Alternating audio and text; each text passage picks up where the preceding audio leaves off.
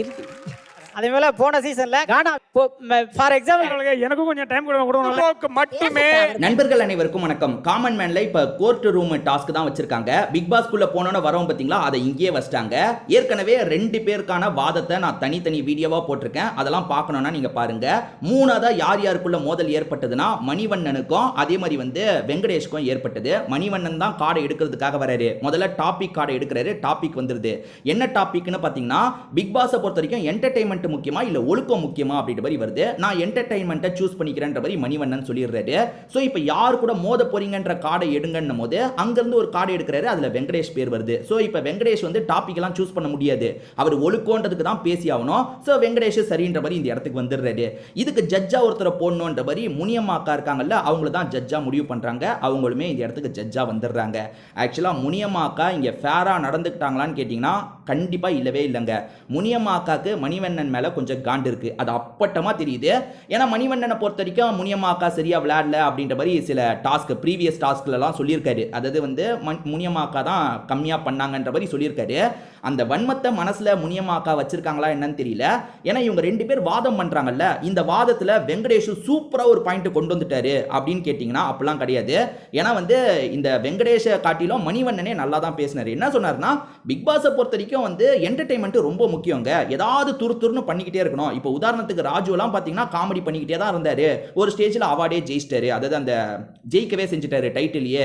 இதை தாண்டி போன சீசன் எடுத்துக்கோங்க, கானா வினோத்தை பொறுத்த வரைக்கும் பயங்கரமா மக்களை என்டர்டைன் பண்ணிட்டு இருந்தாரு. அதனால தான் கடைசி வரைக்கும் வந்தாரு. என்டர்டைன்மெண்ட் ரொம்ப முக்கியம்ன்ற மாதிரி சொல்றாரு. இது வேலிட் பாயிண்டா தானே இருந்தது. இப்பெல்லாம் முனியம்மா அக்கா என்னன்னா, வெங்கடேஷ மட்டும் பேசுறதுக்கு வாய்ப்பை ஏற்படுத்தி தராங்க. ஆனா அந்த மணிவண்ணனுக்கு வாய்ப்பை ஏற்படுத்தி தர மாட்டாங்க. அவர் பேசட்டும் முனியம்மா அக்கா பண்ணாங்க. ஆப்வியஸா அதை பார்க்க முடிஞ்சது. பொறாமையில பண்ற மாதிரி தான் எனக்கு தெரிஞ்சது. சரி, ஓகே. இப்போ வெங்கடேஷ் என்ன பண்றாருன்னா, ஜட்ஜ் ராஜுவை வர வச்சிடுறாரு. ராஜு கிட்ட மடக்கிற மாதிரி ஒரு கேள்வி கேட்கிறாரு. அவர் என்ன சொல்றாரு, நீங்க என்டர்டைன்மெண்ட்டை வச்சே தான் ஜெயிச்சிட்டீங்கன்ற மாதிரி சொல்றாரு. அப்போ உங்களுக்கு ஒழுக்கம் இல்லையான்னு கேட்கிறாரு. ராஜு முதல்ல என்ன சொல்றாருன்னா, எனக்கு டைட்டில் கிடைச்சதுக்கு என்டர்டைன்மெண்ட் தாங்க காரணம்னு. அப்ப நீங்க ஒழுக்கமானவர் இல்லையா, பார்த்து பேசுங்க ராஜு அப்படின்ற மாதிரிலாம் சொன்னோன்னே, ஐயோ எனக்கு ஒழுக்கமும் இருக்குன்ற மாதிரிலாம் ராஜு இந்த இடத்துல ஒரு மாதிரி சமாளிக்கலாம் ஆரம்பிச்சிட்டாரு. ஆக மொத்தத்தில் ஸ்டார்டிங்ல இருந்தே வெங்கடேஷ் வச்ச பாயிண்ட்ல வீரியம் இருக்கு, ஸ்ட்ராங்கான பாயிண்ட்லாம் சொல்ல முடியாதுங்க. சும்மா திரும்ப திரும்ப அதே தான் வந்துட்டு இருக்காரு.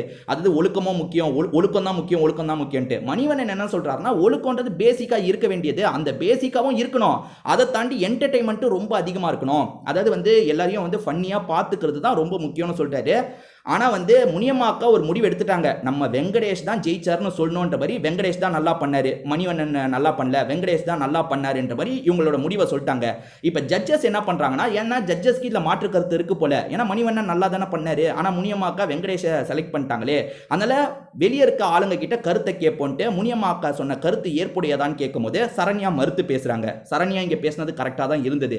ஏன்னா மணிவண்ணன் அவரோட பாயிண்ட் எல்லாம் கரெக்டா தான் வச்சிட்டு இருந்தாரு. ஆனா மணிவண்ணன் பெருசா எதுவுமே பண்ணாத மாதிரி, வெங்கடேஷ் தான் சூப்பரா பண்ண மாதிரி முனியம்மா அக்கா முடிவெடுத்துட்டாங்கல்ல. சரண்யாவை பொறுத்த வரைக்கும் இல்ல வெங்கடேஷ் கூட கம்பேர் பண்ணும்போது மணிவண்ணன் அண்ணன் தான் நல்லா பண்ணாரு அப்படின்ற மாதிரிலாம் சொன்னாங்க. பார்த்த எனக்குமே மணிவண்ணன் தான் நல்லா பண்ண மாதிரி இருந்தது. வெங்கடேஷ் அவ்வளோலாம் பண்ண மாதிரி இல்ல. நீங்க சொல்லுங்க, நீங்க பார்த்திருப்பீங்களா இந்த டிபேட்டை, வெங்கடேஷ் உண்மையிலேயே நல்லா பண்ணாரான்றதை சொல்லுங்க. எனக்கு என்னமோ மணிவண்ணனை பேச விடாம முனியம்மாள் நிறைய இடத்துல குறுக்கிட்ட மாதிரி இருந்தது. முனியம்மாளை பொறுத்த வரைக்கும் வெங்கடேஷை தான் நம்ம ஜெயிக்க வைக்கணும்னு ஸ்டார்டிங்ல இருந்தே ஒரு முடிவோட இருந்த மாதிரி தான் எனக்கு தெரிஞ்சது. நான் பார்த்தேன், எனக்கு அப்படிதான் தெரிஞ்சது. சரி, ஓகே.